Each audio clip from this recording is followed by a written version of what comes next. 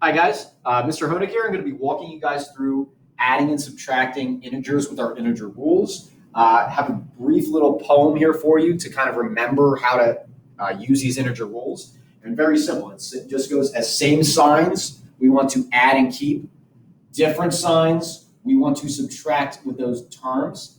And then after we subtract, we want to keep the sign of the higher number. And then just for poem sentences, it will be exact. Okay? So I'm going to be using that today in our addition and subtraction. I'm going to be talking about these two pieces as looking at numbers with same signs and looking at numbers with different signs.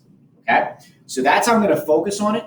And a lot of times we get caught up with the adding and subtracting piece. I want us to start thinking about this as combining integers. You're taking two integers or three integers and you're combining two quantities there to find a new one. Okay? So going back to our poem with our same signs, add and keep, okay?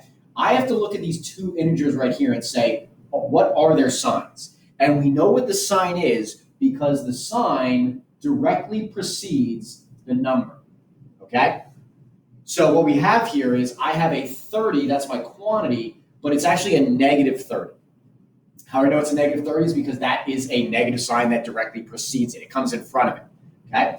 The 8 here is a positive 8 because I look at the sign in front of it and that tells me what type of 8 it is. It's a positive 8.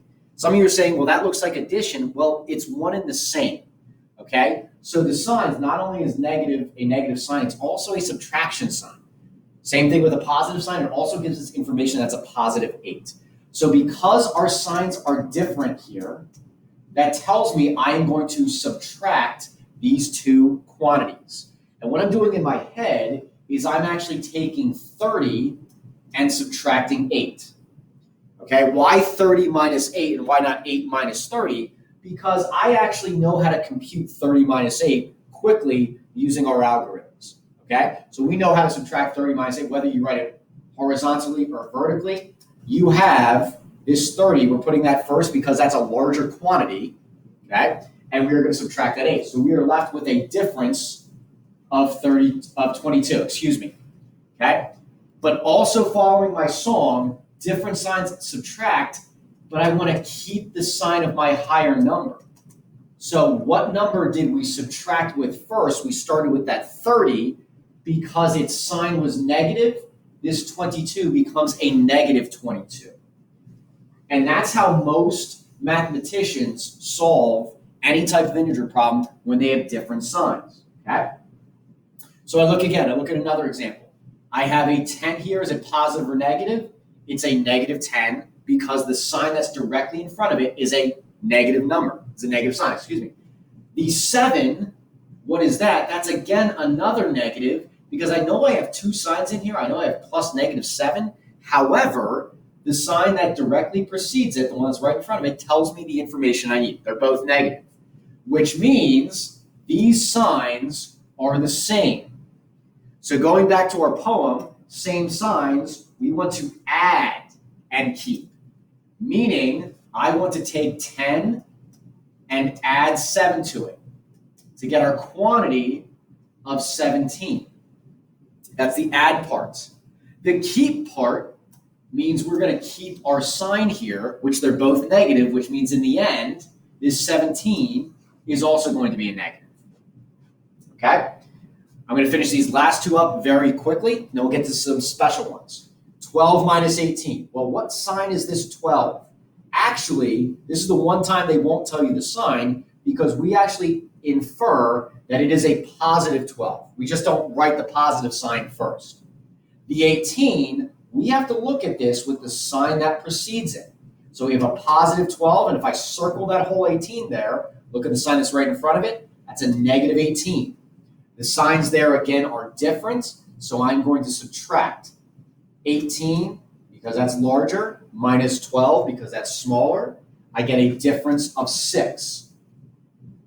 Now I have to figure out what sign should the 6 be. Well, that 18 is what I wrote first here. That was my larger term. That was negative, meaning this 6 is negative. I'm going to finish up with this last one here. This one you have to be very careful with your signs. So look at your 11. Is it positive or negative? It is a negative. Here, this is the hardest one for students to understand. Yes, this is -5, but it's the same as saying this is also a -5. That sign that directly precedes it tells me information about my actual number here. So that's going to be a negative as well. They are actually same signs. So what I'm going to take here is I'm going to take 11 plus 5, which is a total of 16, but then I have to keep my sign because I added these two and I keep them together because they were same signs. -16. Very quickly, we do have a couple of special subtraction problems. What happens when you have this double negative in here, okay? If you ever see that double negative, what that changes into is actually an addition problem. So I'm going to change that to an actual positive value, and then I'm going to rewrite this. This now becomes 5 plus 2, which we all should be able to answer very quickly, is just +7. Right? Same is true over here. I see that double negative right next to each other. I like thinking about it as this is actually the outline of an addition problem. It's an addition sign right there. So my new problem is -13 plus 4. Now I have to think back to our poem. Are they same or different signs? They are different, which means I'm going to subtract. So I'm thinking 13 minus 4. That's a difference of 9. And then this 13 that came first, its sign was negative, meaning the 9 is negative as well. Hope that helps, and we'll get you started on your next video with multiplying and dividing.